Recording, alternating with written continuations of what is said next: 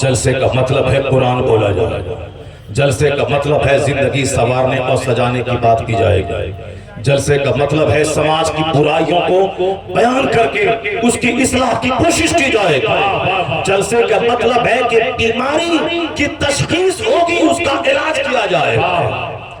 تب جلسہ جب تم جلسہ میں آیا ہی ہے، حدیث سننے کے لیے بھاگتا کیوں ہے؟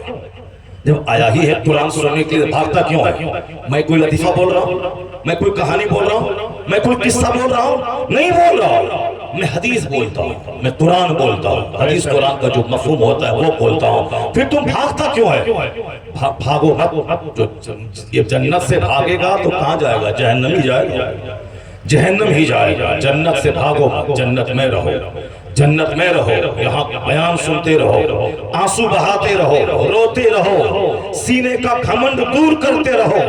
آج گھمنڈ سماج کو جینے کی جگہ بنا کے رکھا ہے، گھمنڈ نے سماج میں آگ لگا دیا، گھمنڈ سماج کو چھوڑنے پر مجبور کر رہا ہے۔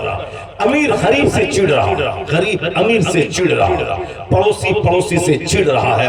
تم جنگل میں آ کے گھر بنا لے، نہیں جی پائے گا، جنگل میں کتا بن کے، شیر بن کے، بلی بن کے، بھالو بن کے رہنا پڑے گا۔ انسان کو انسان سے راحت ملتی ہے، تو ہمارے لیے انسانی سماج ہے یہ۔ اب یہاں جو تو پڑوسی سے لڑے گا، آگے والے سے لڑے گا، ساس سے لڑے گا، بہو سے لڑے گا، اپنی بیوی سے لڑے گا، اپنی پڑوس سے لڑے گا، تو پھر کہاں جائے گا؟ اسی لیے آج ہم شوہر ہیں، ہم گھر میں رات میں آئے، سوئے، صبح چلے گئے، لیکن 24 گھنٹے ایک بہو اور ساس کو ایک جگہ رہنا ہے، 24 گھنٹے ایک بھابھی اور نند کو ایک جگہ رہنا ہے۔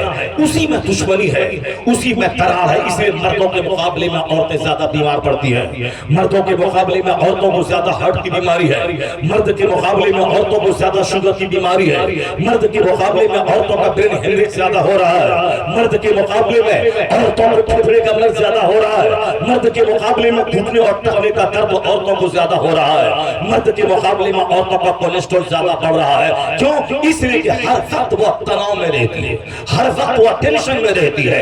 ہم تو گھر میں آئے، شکایت سنے بیوی کی اور چلے گئے کام پہ، اب 8 گھنٹے باہر ہیں، بیوی اپنے گھر میں ہے، ٹینشن مکت ہے ہم، لیکن وہاں تو 24 گھنٹے ساس اور بہو کو ایک آنگن میں رہنا ہے اور ایک دوسرے سے بات نہیں کرنا ہے۔ وہ جو ٹینشن میں بہو رہے گی، وہ ٹینشن میں ماں رہے گی، ساس رہے گی۔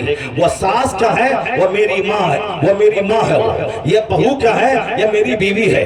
یہ بیمار پڑے گی تو پیسہ میرا خرچ ہوگا، ماں بیمار پڑے گی تو پیسہ میرا ہی خرچ ہوگا، اور میں بیٹا میں سوچتا ہوں کہ ماں بھی خوش رہے اور میری بیوی بھی خوش رہے، اس لیے میں بیوی کے پاس جا کے کہتا ہوں کہ 500 روپیہ تیرے لیے ہے، اماں کے پاس جا کے چپکے سے کہتا ہوں کہ 300 روپیہ آپ کے لیے ہے، مگر اس کے سامنے میں 300 دے دوں تو یہ ہارٹ اٹیک کر جائے گی، یہ ہارٹ اٹیک اس کا ہو جائے گا، یہ برداشت نہیں کر پائے گی کہ میں اماں کو تم نے آپ نے اتنا دے دیا۔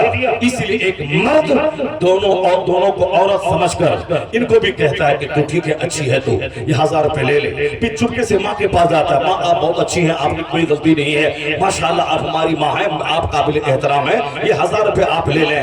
یہ لڑکا دونوں کو خوش رکھنا چاہتا ہے، یا دونوں میری نگرانی میں ہیں، ماں کو بھی میں کھلاتا ہوں، بیوی کو بھی میں کھلاتا ہوں، بہن کو بھی میں کھلاتا ہوں، ان کی شادی ہوگی 2 سال کے بعد میں ہی کرواؤں گا، لیکن یہ تینوں آپس میں اتنی ٹوٹی رہتی ہے اور گھر اس قدر لڑائی کا اڈا بنا ہوتا ہے کہ ماں اور بیٹی دونوں ایک سائیڈ ہو جاتی ہے، اور یہ باہر ماں باپ بھائی بہن کو چھوڑنے والی جو آئی ہے وہ ہمارے گھر میں صرف میری وجہ سے، میری ماں اس کے خلاف صاحب ایک ٹائم کی طرح لڑنے لگتی ہے، میری بہن اس کا ساتھ دے دیتی ہے۔ یہ بتائیں اگر ہماری بیوی زہر کھا کے مر جائے اس کا ذمہ دار کون ہوگا؟ اس کے ذمہ دار وہی ساس ہوگی، اس کا ذمہ دار وہی میری بہن ہوگی، جو دونوں ایک پاس طرفدار ہو گئے۔ ایک آدمی جو ماں بہن بھائی باپ سارا سنسار چھوڑ کر میری وجہ سے میرے گھر میں آئی ہے، پیدا ہوئی بمبئی میں پیدا ہوا پرتاپ گڑھ میں، وہ بمبئی میں میں نے ان کو نکاح کا پروپوز کیا، وہ قبول کر لیا، پیدائشی وطن، پیدائشی شہر، ماں باپ بھائی بہن پھوپھی خالہ سب کو چھوڑ کر کے وہ پرتاپ گڑھ کے دیہات میں میرے ساتھ جینے مرنے کی قسم کھا کے آ گئی۔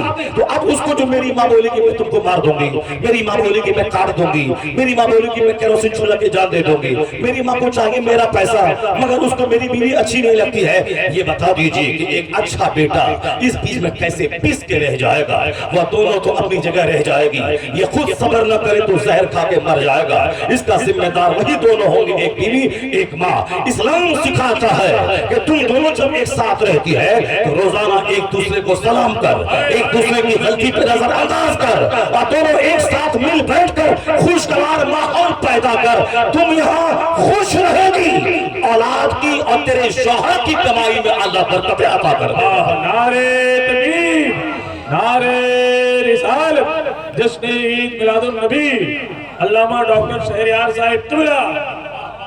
गीबत ज़िना से ज्यादा सख्त है, चाहे सास की गीबत हो या बहू की गीबत हो, गीबत हराम है। और ज़िना से ज्यादा सख्त है अल-गीबतु अशद्दु मिन अज़-ज़िना।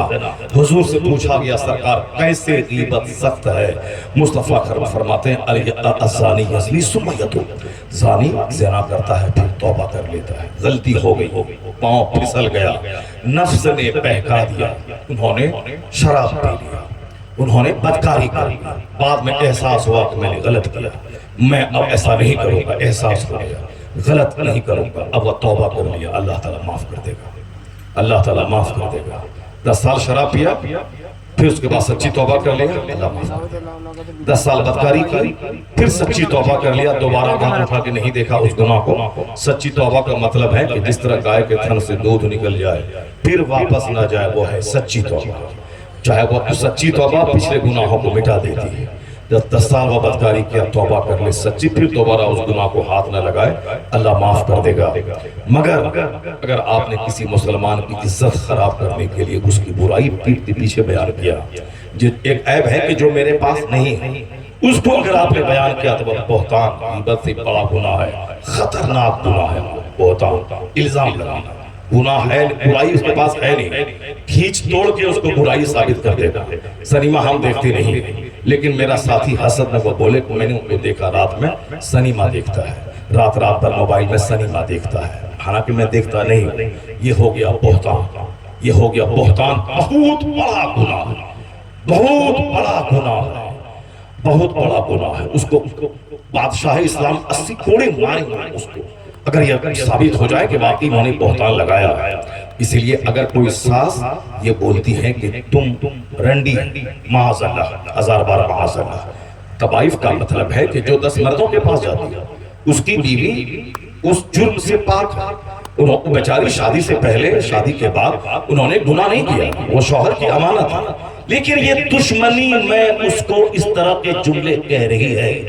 बादशाह इस्लाम रस्सी से बांध के 80 कोड़े मारेगा उसको। इसलिए खबरदार वही बात जबान से निकालना जो बात सच। कभी इल्जाम मत लगाना अपनी सास पे, अपनी बहू पे, अपने समाज की औरतों पे, अपनी ननद, अपने भाऊज पे, अपने पड़ोसी पे। खबरदार, वरना हुजूर ने कहा है कि मैं ज्यादातर औरतों को जहन्नम में देखा हूं।